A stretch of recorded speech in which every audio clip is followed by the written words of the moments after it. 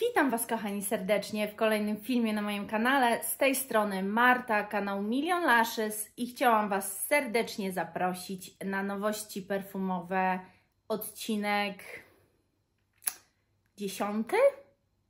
Dobrze pamiętam? Zapraszam Was, bo ten odcinek będzie wspomnieniem tamtego roku. Zapraszam.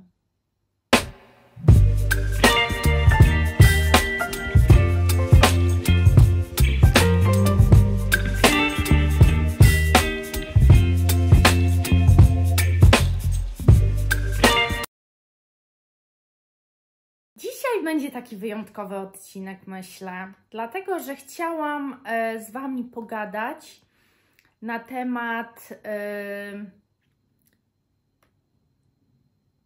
najlepszych perfum dla kobiet, z odróżnieniem na kobiety i na mężczyzn w 2023 roku.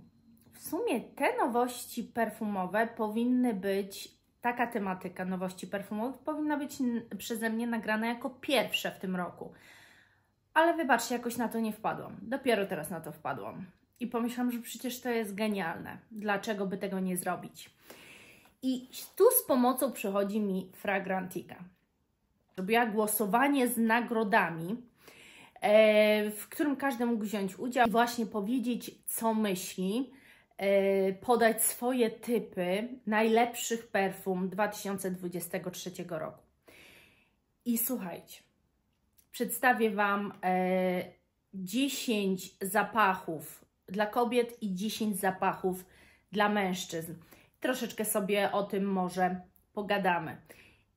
Tym bardziej, że jest to dla mnie, słuchajcie, dosyć taki lekki szok. Ja w ogóle dzisiaj jestem po zakupach perfumowych i bardzo chciałam zakupić tą Huda Beauty Easy Bake. Słuchajcie, weszłam na ich stronę, przeszłam całą procedurę już do wpisywania danych i niestety oni moich danych nie akceptują. Mojej ulicy, przy której ja mieszkam i ten adres, oni nie mają jakby wpisane w tą swoją taką, nie wiem jak to nazwać. No, generalnie nie możecie tego ręcznie wpisać, tylko tam od razu taka jakby lista się Wam wykłada. No i musicie z tej listy wybrać. I tam nie było mojego adresu i absolutnie nie mogłam przejść dalej do zakupu. Czy mi się to kiedykolwiek uda? Nie wiem, chyba muszę do nich napisać, bo raczej tak normalnie, jakbym chciała ze strony, to mi się nie uda, ale Wam powiem, że ten zapach występuje tylko w 50 ml i kosztuje 65 €. No, sporo chyba, nie? Ale okej, jestem w każdym razie dzisiaj po zakupach zapachowych i właśnie szukałam pewnych ciekawostek, czegoś takiego i słodkiego, i wiosennego, i takiego bardzo świeżego. No, o moich zakupach może się dowiecie. Jeżeli to nie będą fajne zapachy, to się nie dowiecie. Ale kupiłam dziś 3 zapachy jednej marki. Dlaczego o tym mówię?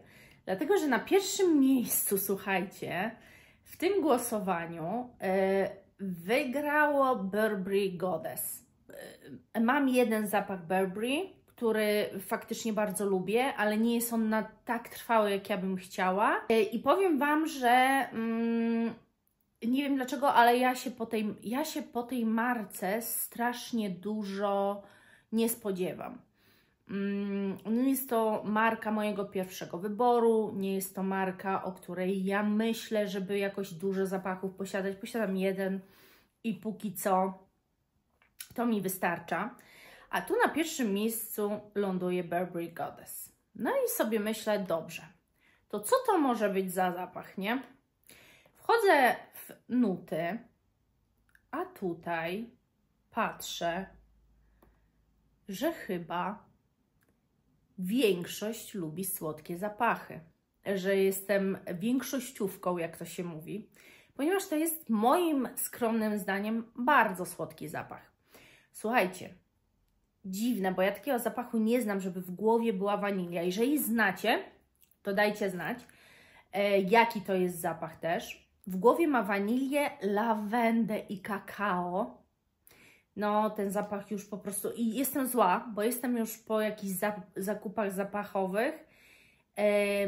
I dopiero po tych zakupach zaczęłam się przygotowywać do tego filmu. I jak zobaczyłam to sobie pomyślałam, ja pierdziu.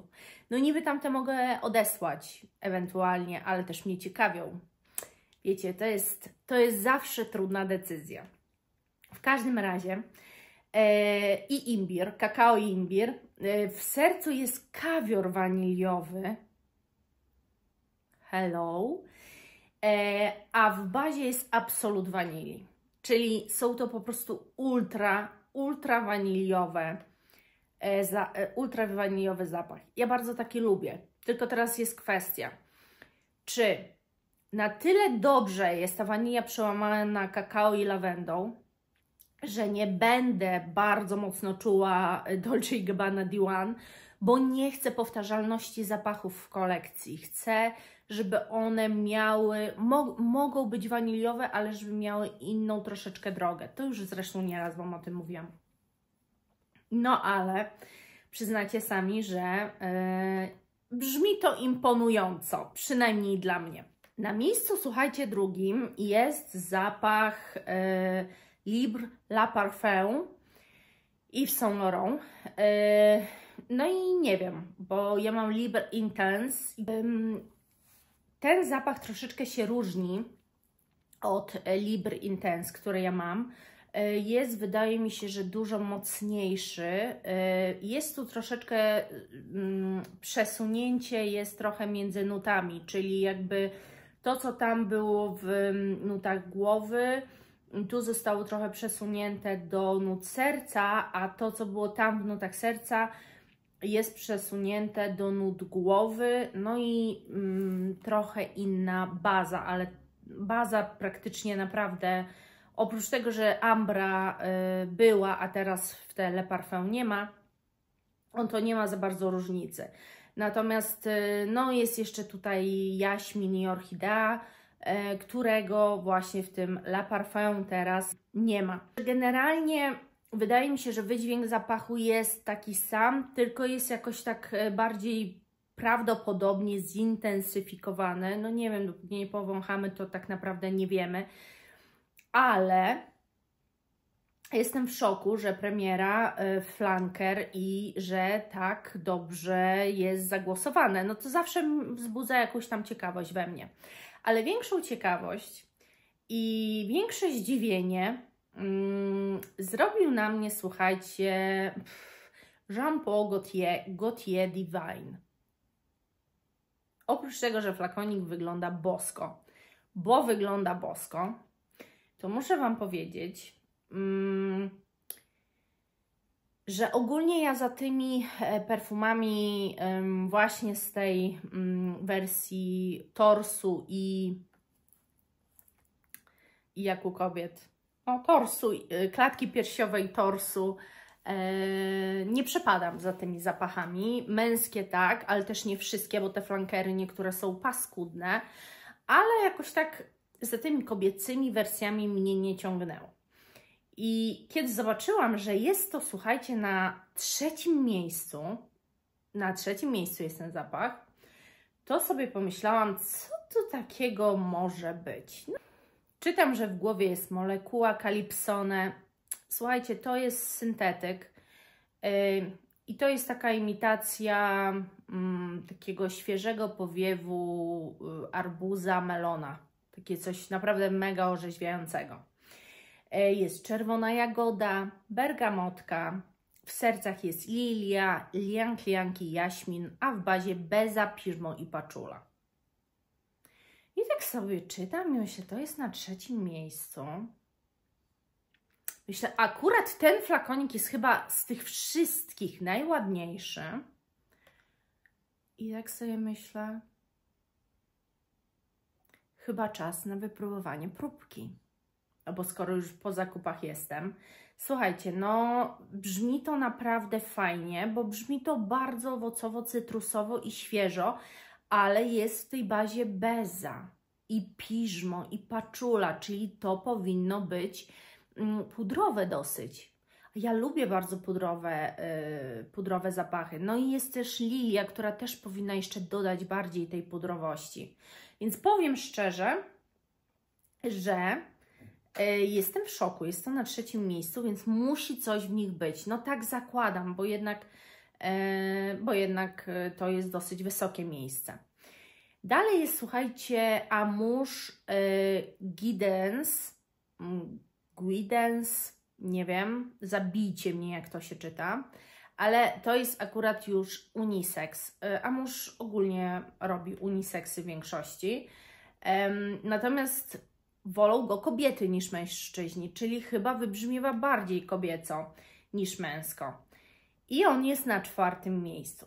Amouage to jest jedna z marek niszowych, do której mnie bardzo ciągnie, ale której ceny są na tyle wysokie, że ja się po prostu tego boję. Bo co innego jest, kiedy kupuję Toma Forda, ale miałam próbkę, wypróbowane przez ileś dni, wiem co z czym je się, a co innego wypróbować markę, której nigdy w życiu się nie wąchało. No i tu jest taki drobny zgrzyt, natomiast bardzo mnie do Amouage ciągnie. I to jest, słuchajcie, w głowie jest gruszka, orzech laskowy i olibanum, w sercu osmantus, róża, szafran i jaśmin wielkolistny, a w bazie jest drzewo sandałowe, wanilia, akigala wood, ambra i labdanum. Nie powiem, że to brzmi nie wiadomo jak innowacyjnie. Na pewno połączenie nut jest zastanawiające. Gruszka z orzechem laskowym, więc ten pierwszy wydźwięk tego zapachu musi być bardzo przyjemny, bo to jest fajne połączenie moim zdaniem. Natomiast nie wiem, faktycznie nuty mówią, że jest to bardziej kobiecy niż męski zapach. No fajnie by było mieć próbkę. Jestem ciekawa, no bo jest to na 4. miejscu, więc jest to zrozumiałe. Dalej, słuchajcie, mamy Chanel Chance of Fresh i to jest Eau de Parfum, no bo Eau de Toilette, no to wszyscy znamy już od dawna. Jeżeli chodzi o te Chance of Fresh Chanel Eau de Parfum, jest tu jednak różnica między Eau de Toilette, które myślę, że bardzo wielu z nas zna, dlatego że Eau de Toilette jest bardzo cytrynową taką wersją, jaśminową, czymś orzeźwiającym, bardzo wodnym też momentami. Jest takim naprawdę przyjemnym letnim zapachem. Uwielbiam, mimo że nie mam, ale wąchałam wielokrotnie i nawet Wam powiem, że zastanawiałam się w ostatnich dniach, czy jednak nie kupić, bo było na Sephorze promocja akurat na ten zapach i naprawdę wypadał cenowo świetnie, ale całą koncepcję sobie inną wymyśliłam tego, co chcę porównać tak naprawdę, więc zrobiłam dzisiaj zakupy, ale totalnie coś innego. I teraz powiem Wam szczerze, chyba bym się nie zdecydowała. I oczywiście jest tutaj jedna podstawowa różnica, która wynika z obecności aldehydów w tych Eau de Parfum i dlatego ja chyba bym się jednak na nim nie zdecydowała. Oczywiście jest ten cytron, tam jest też cytryna, tu jest tylko ten cytron, ale jest też jaśmin. Baza jest uszczuplona na maksa, bo tam ta baza w Eau de Toilette jest taka rozbudowana, tam jest irys, wetyweria, paczula, piżmo. Tu nie ma nic takiego, tu jest tylko te drzewo tekowe i tak naprawdę bursztyn. Wydaje się kompozycyjnie na maksa skrócony. No ale przez te aldehydy nie wiem czego się spodziewać. Dziwne, no bo jest to zapach, który jest na 5. miejscu, więc jest w połowie stawki. No nie wiem, powąchałabym, ale żeby tak kupić w ciemno, absolutnie nie. Jak widzę aldehydy, no to sami wiecie już. Kolejne, słuchajcie, to jest coś, czego ja w ogóle nie znam. To jest marka, którą znam, ale w ogóle nie wiedziałam, że taki zapach istnieje. I to jest Baby Cat Yves Saint Laurent. To jest unisex, ale skoro jest w tym zestawieniu u kobiet, to znaczy, że kobiety uważają, że jest bardziej damski. I jest tutaj w głowie czarny i różowy pieprz, Elemi. Nie rozumiem tego, bo słuchajcie. W głowie jest czarny i różowy pieprz, czarny pieprz, Elemi i różowy pieprz. Nie rozumiem tego, dlaczego tak jest. Jakby powtarzamy nuty cały czas, no ale okej. W sercu jest olibanum i szafran, a w bazie wanilia, bourbon, zamsz i cedr. Nie mogę powiedzieć, że one nie są, słuchajcie, ciekawe. Opisywane są jako waniliowe, korzenne, skórzane, ciepłe, pudrowe, piżmowe, aromatyczne, balsamiczne. No i słuchajcie, to, że one są w tym w ogóle zestawieniu na taką ilość zapachów, którą testujemy, mamy dostępność i tak dalej, robi to na mnie wrażenie, nie powiem, że nie. Na miejscu 7, słuchajcie, znane przeze mnie bardzo dobrze Devotion Dolce & Gabbana. Mogę to zrozumieć, dlatego że to jest piękny zapach, który jest dla mnie Diwan tyle, że z likierem i komuś bardzo może odpowiadać to, że jest to przełamanie tym likierem. Więc jakoś mnie to szczególnie nie dziwi. Może ktoś być też znudzony Diwan albo inaczej. Może kocha zapach Diwan i zapragną wypróbować czegoś, co jest jak Diwan, ale jest jednak czymś przełamany. Tak sobie to tłumaczę.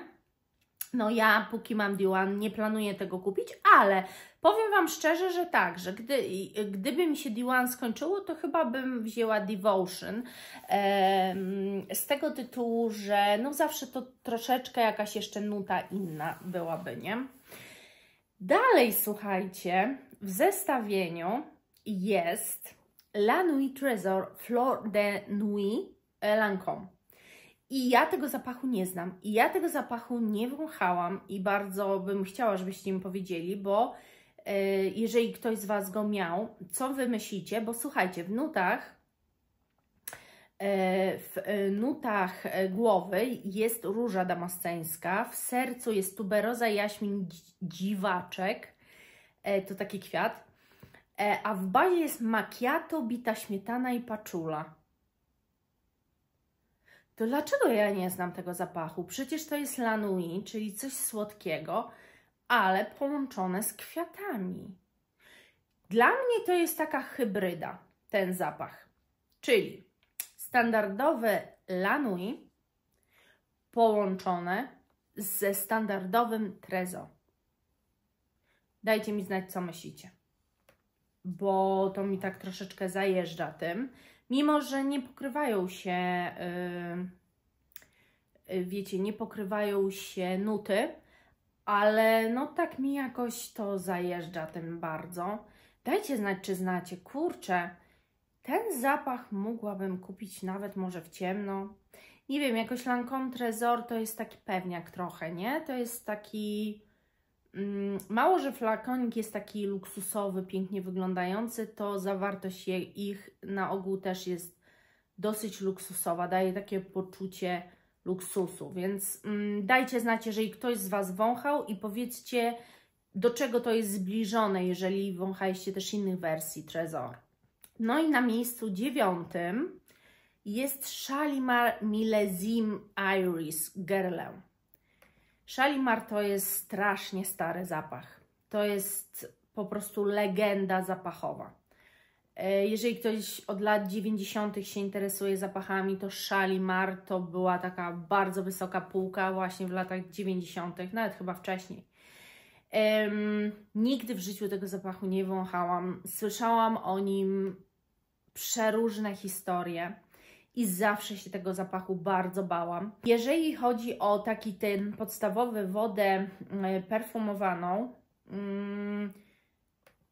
to wiecie co, to się w żaden sposób nie pokrywa, dlatego że ten podstawowy Shalimar No tam oczywiście w tych pierwszych nutach jest taki dosyć cytrusowy, ale jest dużo bardziej zbudowany, bo tam jest mandarynka, cytryna.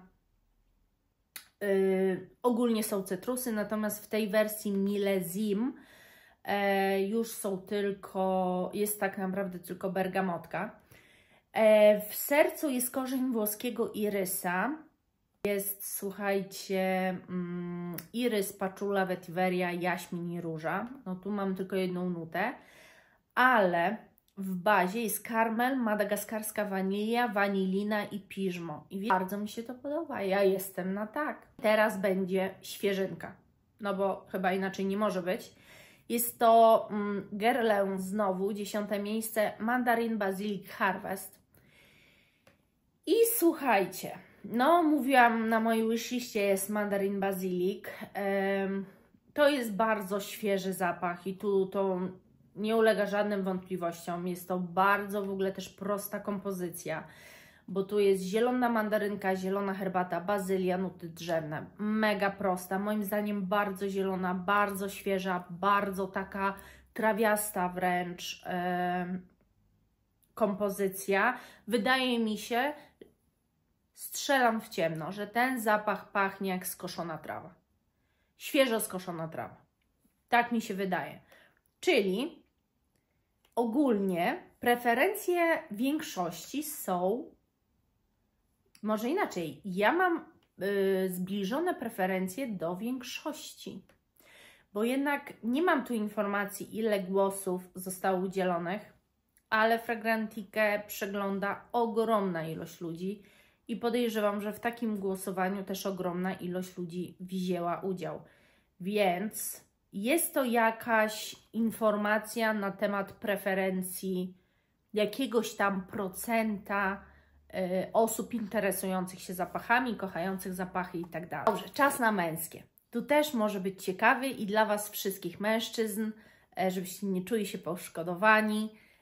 Zachęcam Was do napisania, jeżeli któryś z tych zapachów macie, mieliście, może wypróbowaliście próbkę i też uważacie podobnie jak ci, co głosowali tutaj. Pierwsze miejsce, słuchajcie, to jest Gentleman Givenchy. I to jest, powiem Wam szczerze, dosyć taki zapach cytrusowy. To jest taki dosyć chyba mocny, alkoholowo-cytrusowy zapach. Nie wiem, czy to się spina ze sobą, ale biorąc pod uwagę, że w głowie jest bergamotka, w sercu irys i kasztan, a w bazie whisky, nuty drzewne i bursztyn, to według mnie mocno alkoholowy będzie. I to nie dlatego, że jest whisky, więc ja już tak mówię, ale dlatego, że moim zdaniem whisky w połączeniu z bursztynem i kasztanem dadzą strasznie taki mocny wydźwięk. Po prostu ten kasztan i ten bursztyn mocno podbije te whisky i to będzie takie mocne uderzenie. Ale czy tak jest? Nie wiem. Jeżeli ktoś go wąchał, dajcie koniecznie znać. Na drugim miejscu, słuchajcie, jest Jean Paul Gaultier Le Male Elixir. W głowie jest lawenda i mięta, w sercu wanilia i benzoes, a w bazie miód, fasolka tonka i tytoń. Moim zdaniem są słodkie. Moim zdaniem są słodkie, ale po męsku. To znaczy, to nie jest jakiś, wiecie, zapach kobiecy. Ewidentnie, moim zdaniem, ta mięta też będzie wskazywała na to, że to jest bardziej męski zapach. Natomiast biorąc pod uwagę, że jest tytoń w bazie i miód, a wanilia w sercu, to wszystko do kupy spowoduje, że ten tytoń też słodko wypadnie. On nie będzie ostry, on nie będzie strasznie mocno dymny, bardziej chyba taki może pudrowy wydźwięk. Nie wiem, ja słuchajcie, strzelam, ciężko jest powiedzieć. Natomiast no jest na drugim miejscu, więc panowie, może warto. Ostatnio Wam mówiłam w moich nowościach perfumowych o The Most Wanted, właśnie Azaro, że bardzo mnie ten zapach interesuje. Oprócz tego, że fajna jest bardzo buteleczka, bo przypominająca rewolwer, to ogólnie wydaje mi się, że to będą bardzo ciekawe perfumy i one się znalazły na 3. miejscu, słuchajcie. To jest akurat nie, oczywiście ja nie mówię o tych nowościach z 2024, to jest zapach z 2023, ale też jest waniliowy. Hello. W nutach głowy jest imbir, w sercu nuty drzewne. W bazie tych perfum natomiast jest wanilia bourbon. Bardzo proste. Wydaje mi się, że bardzo fajne i ciekawe. Ciekawy zapach, słuchajcie. Wydaje mi się.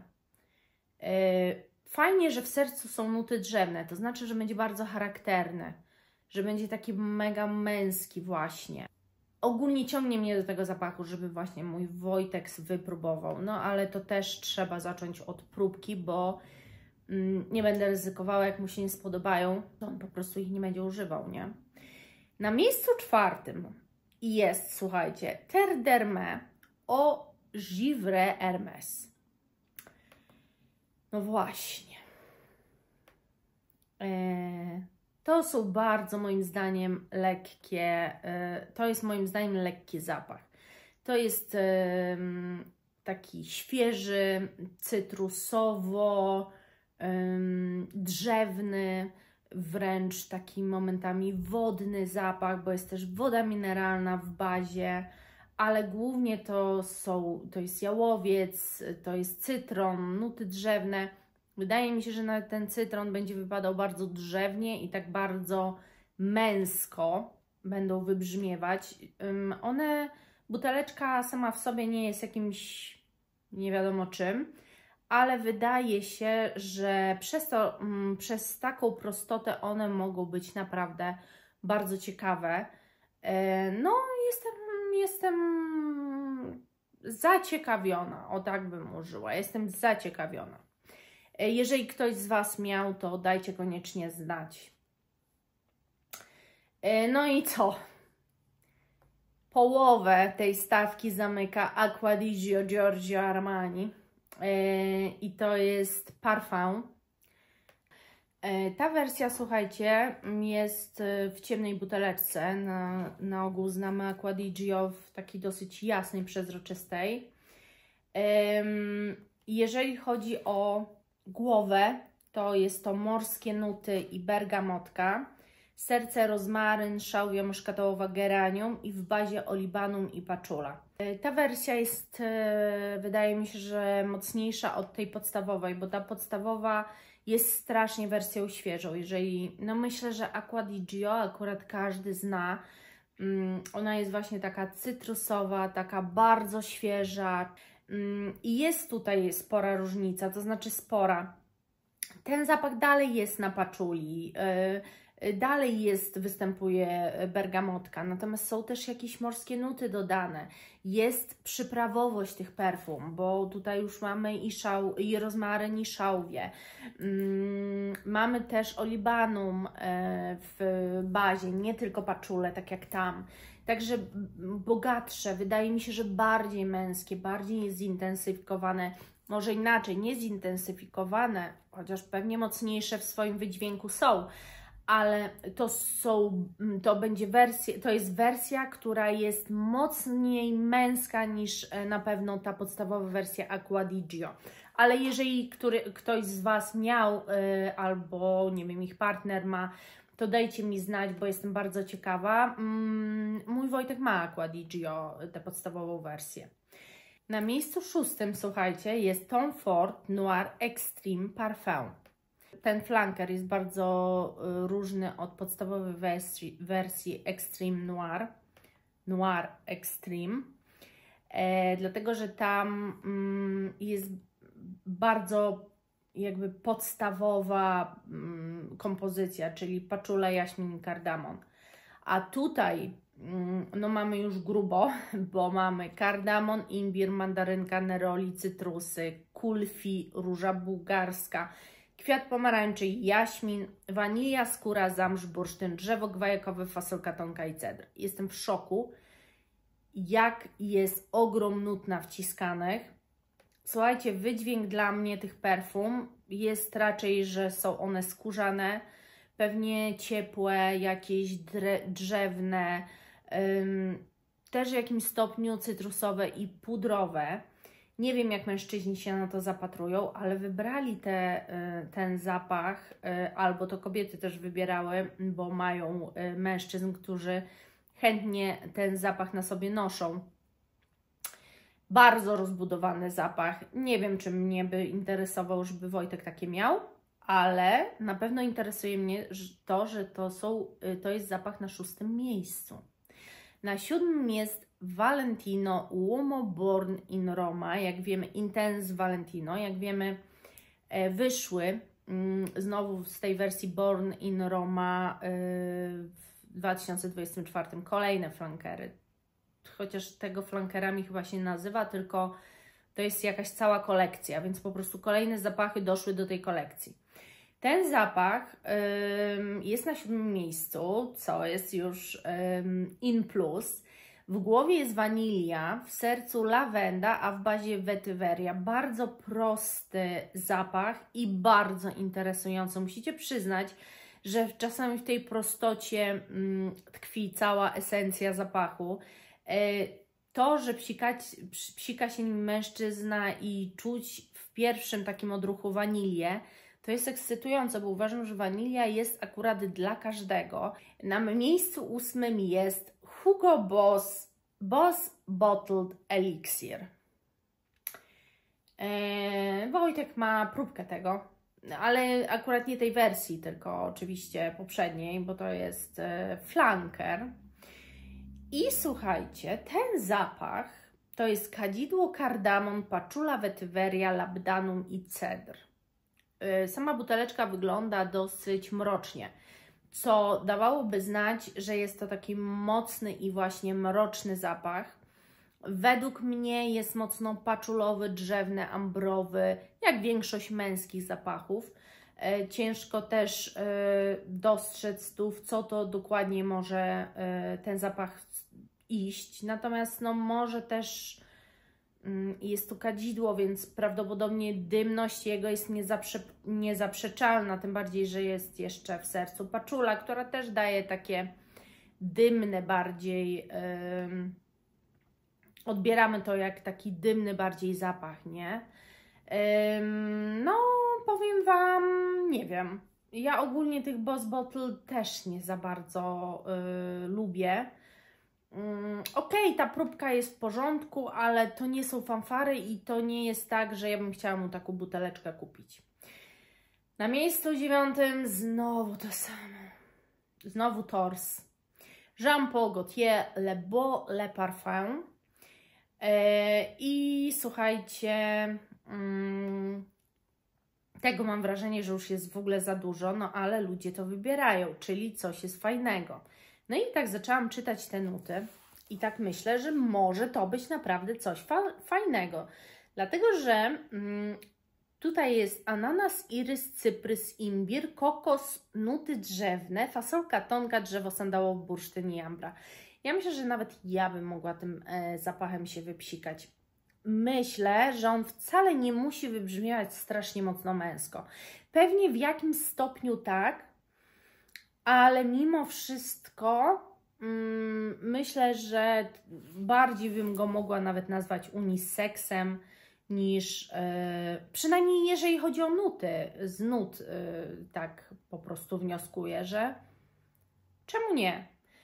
Miejsce 10, ostatnie i kończymy, bo zaśniecie. Nie, nie zaśniecie. Powiedzcie, że nie. Powiedzcie, że lubicie ze mną tę niedzielę.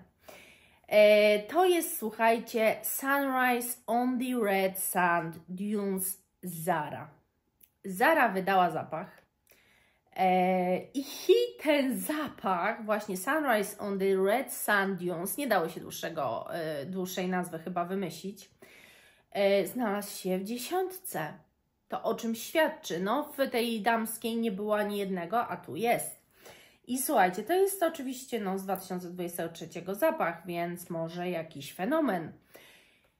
I powiem Wam szczerze, że fajne nuty ma, bo ma bergamotkę, imbir, mandarynkę, kwiat pomarańczy, liść czarnej porzeczki, piżmo i bursztyn. Bardzo owocowy, bardzo owocowy. Moim zdaniem jest tu zagrane bardzo mocno bursztynem i piżmem, czyli na tyle dużo jest jego dodane, żeby wybrzmiewał męsko. Ta męska dziesiątka nie zrobiła na mnie takiego wrażenia jak damska. Oczywiście głównie dlatego, że ta damska, kobieca bardziej mnie intryguje i interesuje. Ale biorąc w ogóle ogromne wrażenie zrobiło na mnie to, ile słodkości jest w tej dziesiątce propozycji. I jeżeli miałabym Wam powiedzieć jeden zapach, który na już mogłabym wybrać dziś, kupić, nie wiem, albo próbkę spróbować, albo pójść gdzieś powąchać, to jest to Gaultier Divine Jean-Paula Gaultier. One chyba i nutowo, i to, że są na 3. miejscu, zrobiły na mnie największe wrażenie. Także z tej całej dziesiątki to, natomiast i Shalimar, i ta wersja Lancome, jeżeli ktoś coś wie i mógłby mi napisać, to jestem bardzo zaintrygowana. No i oczywiście ten mandaryn bazylik, no to ja wiem, że to jest coś takiego bardzo, bardzo świeżego. Zresztą ja dzisiaj też aqua alegorią pachnę, bardzo słoneczną, bo też jest straszny upał, słuchajcie. Dzisiaj jest już taki upał, że mój piesio Pumba w ogóle nie funkcjonuje, śpi tylko, bo jest mu ciężko, bo jest puchatą kulką. Ja za dzisiaj, słuchajcie, serdecznie Wam dziękuję. Mam nadzieję, że te nowości są troszkę inne i przypadły Wam do gustu. I tutaj bardzo Was proszę o takie, no, dużą dyskusję, bo to są zapachy, które już są troszeczkę na rynku do kupienia, skoro brały udział w głosowaniu, to znaczy, że ludzie je muszą znać, więc być może i Wy się skusiliście na któryś z tych zapachów i potwierdzacie to zasadność może bycia w tej dziesiątce. Biorąc pod uwagę, ile jest zapachów, to jest ogromny sukces być w takiej dziesiątce. Tak mi się wydaje, że musi coś w tych zapachach jednak być fenomenalnego. Ja za dzisiaj jeszcze raz dziękuję. Serdecznie Was zapraszam na kolejne filmy i do zobaczenia, kochani. Pa!